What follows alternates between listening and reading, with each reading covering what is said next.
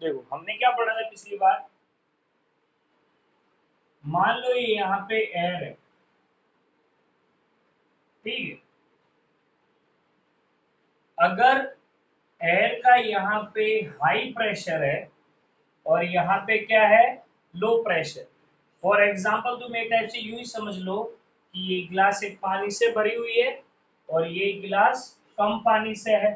अब ये बीच में कनेक्टेड होगा तो क्या होगा, जल्दी बोलो।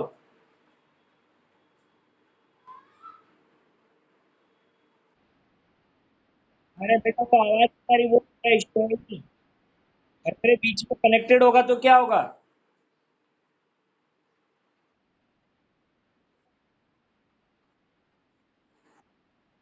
ठीक है, तो क्या, ये हाई प्रेशर से लो प्रेशर की तरफ जाएगा। तो जो विंड, विंड किसको कहते हैं,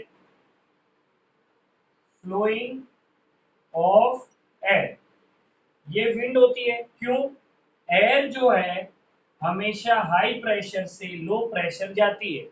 और अगर दोनों जगह का प्रेशर सेम है, अगर दोनों जगह का प्रेशर सेम है तो वो फ्लो करेगी नहीं। पहले हम ये देखेंगे कि अर्थ पे क्या ऐसे रीजंस हैं कि हवा चलती रहती है। कभी तुम बाहर घूमने जाते हो तो हवा आती है ऐसे में, कभी कभी बहुत तेज आती है, कभी स्लो आती है, कभी हम कहते हैं यार आज ये पवन नहीं, आज ये हवा ही नहीं है। तो अब देखो,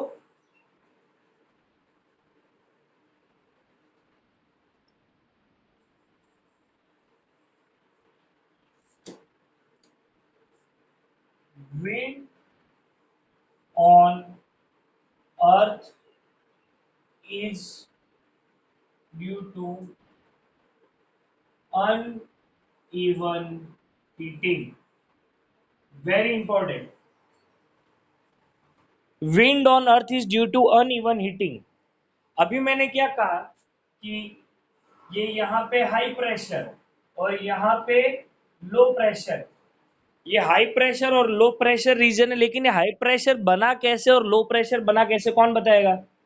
हाई प्रेशर लो प्रेशर इसलिए तो होता है, लेकिन ये कौन बताएगा कि यहाँ हाई प्रेशर क्यों बना और यहाँ लो प्रेशर क्यों बना। एनीवन, बोलो बोलो बोलो।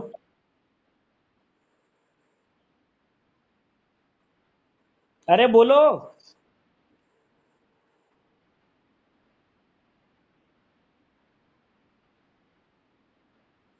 इसका पूरा के पूरा रीजन है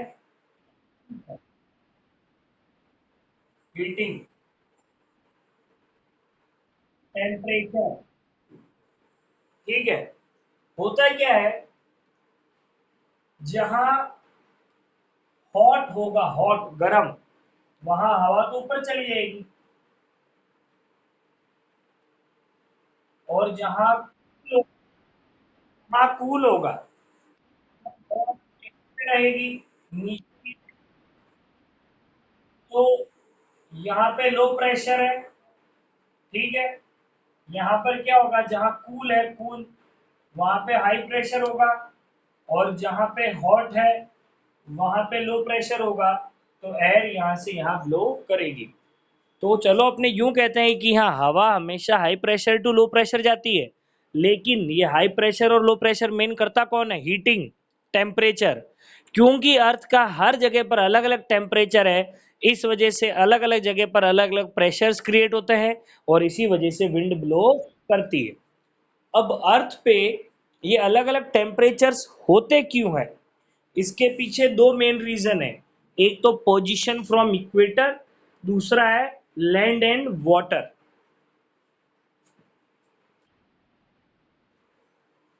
अब देखो, wind on earth is due to uneven heating. अब ये अनइवन हीटिंग है क्यों, two reason.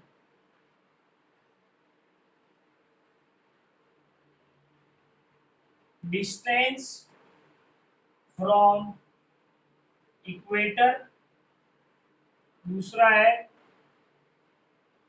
Distance from sea, that is land and water. देखो,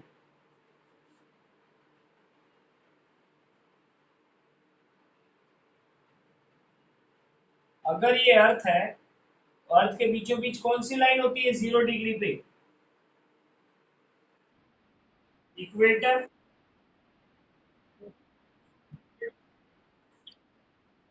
ठीक है। अब होता क्या अब होता क्या है, सन है, ठीक है।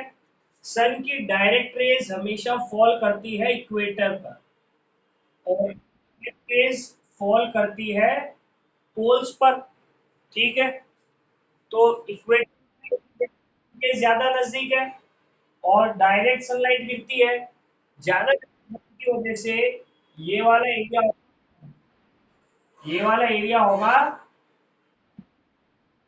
और ये क्योंकि दूर है तो ये वाला एरिया होगा कूल, तो ये वाला एरिया होगा कूल। तो अब ये वाला एरिया हॉट है, तो देखो हॉट एरिया में क्या होती है, एयर ऊपर चली जाएगी और नीचे हो जाएगा लो प्रेशर। हॉट होने की वजह से यहाँ क्या क्रिएट होगा, लो प्रेशर। क्योंकि कूल है, ए बीच में मत बोलो, ठंड की वजह से पूरी हवा नीचे रहेगी, मतलब यहाँ पर हाई प्रेशर होगा, तो एयर यहाँ से यहाँ ब्लो करेगी। समझ में आया, यस और नो? ये देखो विंड का रीजन, विंड से ऐसे ब्लो करे। दूसरा डिपेंड, हाँ क्या, बोलो बोलो। ये कौन है डोंट अंडरस्टैंड वाला? क्या समझ में नहीं आया बेटा इसमें?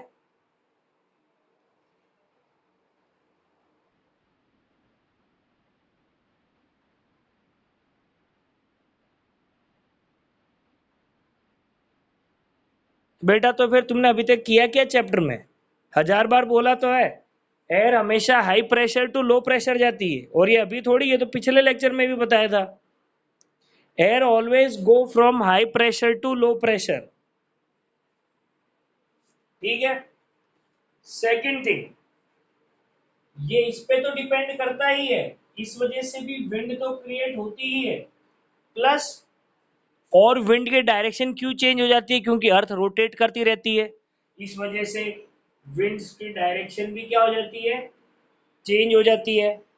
सेकंड चीज डिपेंड करता है, मान लो कि अर्थ पे कोई भी प्लेस है, ये लैंड है और ये ओशियन है, इस वजह से भी क्रिएट होती है। अगर मान लो लैंड पे समर सीजन है, मैं अभी इंडिया की बात कर रहा हूं, अगर मान लो लैंड पे समर है तो लैंड क्या हो जाएगी, हॉट।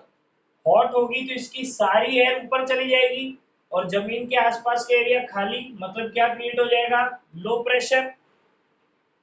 अब ओशियन लैंड के मुकाबले कूल होता है, ठीक है।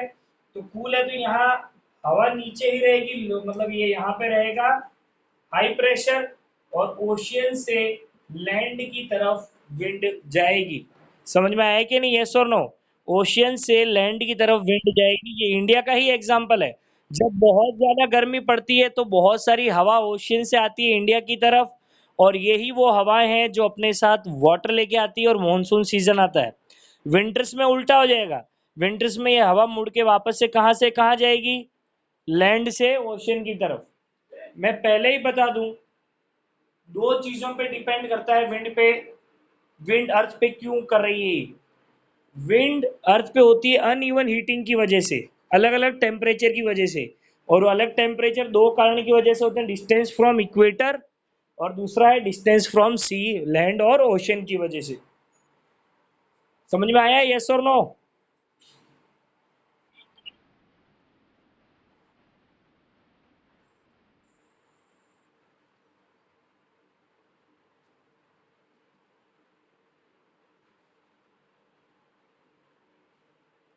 अब देखो,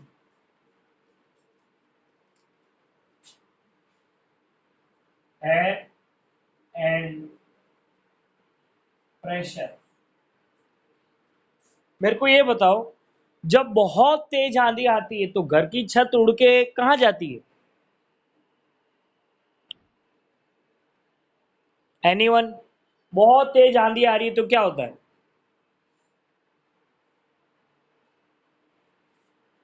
किसी ने आंधी देखी ही नहीं है, ऐसे लग रहे हो तुम लोग तो। ठीक है।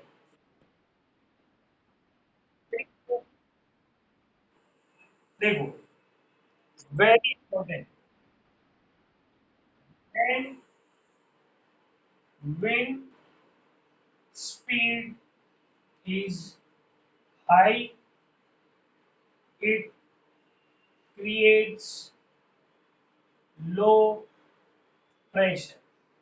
इधर ध्यान दो, अगर विंड की स्पीड हाई है, अगर विंड की स्पीड हाई है तो प्रेशर कैसा होगा? लो। और अगर विंड की लो है तो प्रेशर कैसा होगा? हाई। उल्टा, अगर विंड की स्पीड हाई है तो प्रेशर कैसा होगा? लो। और अगर विंड की स्पीड लो है तो प्रेशर कैसा होगा? हाई। बहुत सिंपल है। ये चीज का मैं एग्जांपल समझा रहा हूं, बहुत अच्छे से समझ लो। इसका प्रैक्टिकल एग्जांपल है, मान लो कि ये एक घर है, बाहर आंधी आ रही है, बहुत तेज आंधी। और ये आंधी घर के अंदर, चलो तुम लोग घर के अंदर बैठे हो तो क्या घर के अंदर भी उतनी ही तेज हवा आएगी क्या जितनी बाहर है? वो विंड की स्पीड घर के अंदर क्या रहेगी? लो स्पीड। और जब आंधी आती है तो घर के बाहर क्या होगी?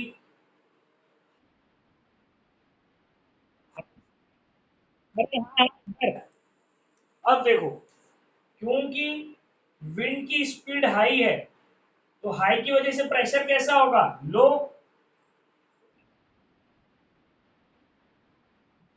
और घर के अंदर क्या होगा? High pressure. तो हवा कहां से कहां जाएगी? हाई प्रेशर से लो प्रेशर की तरफ, यस और नो? और ये हवा हाई प्रेशर से लो प्रेशर की तरफ जाएगी, इस वजह से घर की छत उड़ के चली जाती है। समझ में आया कि नहीं? यस और नो? ये हाई प्रेशर, ये घर की छत है, नीचे हाई प्रेशर है, ऊपर लो प्रेशर है, तो ये हवा हाई प्रेशर से लो की तरफ जाएगी और छत उखड़ के उड़ जाएगी। समझ में आया कि नहीं? यस और नो?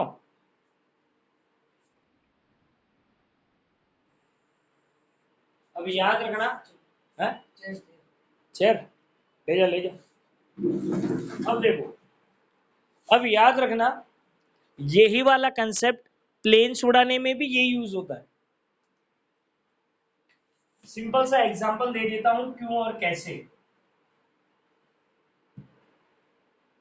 प्लेन का जो पंख होता है ना, वो ऐसी डिजाइनिंग का होता है, यहां से हवा आई, ऊपर वाली हवा को ऐसे जाना पड़ता है और नीचे वाली को ऐसे, यहां से। दोनों ये जो हवा यहाँ पे है, दोनों यहाँ से निकल के यहाँ पर एक ही टाइम पे आती। पहले ये बताओ, ज्यादा डिस्टेंस किसने चला, ऊपर वाली ने कि नीचे वाली ने? ऊपर वाली ने चला और नीचे वाली ने कम डिस्टेंस चला। अब ये बताओ, दोनों को एक ही टाइम पे इधर आना है, किसको फास्ट जाना पड़ेगा, ऊपर वाली को कि नीचे वाली को? ये तो लगता है, तो ऊपर वाले की हाई स्पीड और नीचे वाले की लो स्पीड। वजह से हाई स्पीड की वजह से प्रेशर कैसा होगा? Low pressure. लो स्पीड की वजह से हाई प्रेशर। हाई प्रेशर वाली हवा क्या करेगी? इसको ऊपर उठ के लो प्रेशर की तरफ जाने की कोशिश करेगी और तुम्हारा प्लेन ऊपर उड़ जाएगा। समझ में आया? यस और नो? अब देखो,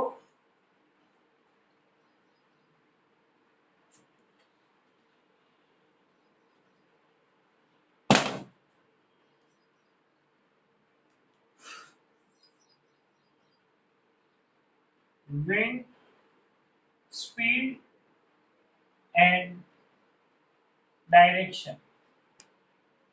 हमको एक्चुअली विंड की स्पीड और डायरेक्शन पता होना बहुत ही जरूरी है। विंड की स्पीड कंटिन्यूसली चेंज होती रहती है हर वक्त, तो विंड की स्पीड एनेमोमीटर करके एक इंस्ट्रूमेंट होता है, उसमें ऐसी वाटियां लगाई हुई होती है, ऐसे ये गोल गोल घूमता है और जितनी स्पीड में घूमता है ये नीचे स्पीड लिखी हुई आती है। तो एनेमोमीटर विंड स्पीड मेजर करता है और डायरेक्शन मेजर करता है विंड वेन। डायरेक्शन मेजर करता है wind vane. Wind speed measure करता है एनेमोमीटर और डायरेक्शन मेजर करता है wind vane. Actually wind speed और डायरेक्शन पता लगाना बहुत जरूरी क्यों है? क्यों? अगर विंड स्पीड बहुत ज्यादा हुई तो हमारे लिए नुकसानदायक है। ऐसे तो विंड हमारे लिए इंपॉर्टेंट है, क्यों? ये बादल लाती है, बारिश करवाती है, हमारे कपड़े सुखाती है, लेकिन अगर ये विंड स्पीड हद से ज्यादा रही तो हमारे लिए नुकसानदायक है। अब स्टॉर्म, लाइटनिंग, थंडर, ये सब क्या है? स्टॉर्म क्या है? स्टॉर्म का मतलब होता है हाई विंड विद रेनिंग और वायलेंट वेदर को हम लोग स्टॉर्म कहते हैं। लाइटनिंग मतलब जब दो बादल आपस में टकराते हैं तो एक इलेक्ट्रिक स्पार्क निकलती है, उसको कहते हैं लाइटनिंग। और थंडर मीन्स इसी स्पार्क की वजह से बहुत तेज आवाज आती है इन्वायरमेंट में, उसको थंडर कहते हैं। समझ में आया क्या नहीं? यस और नो?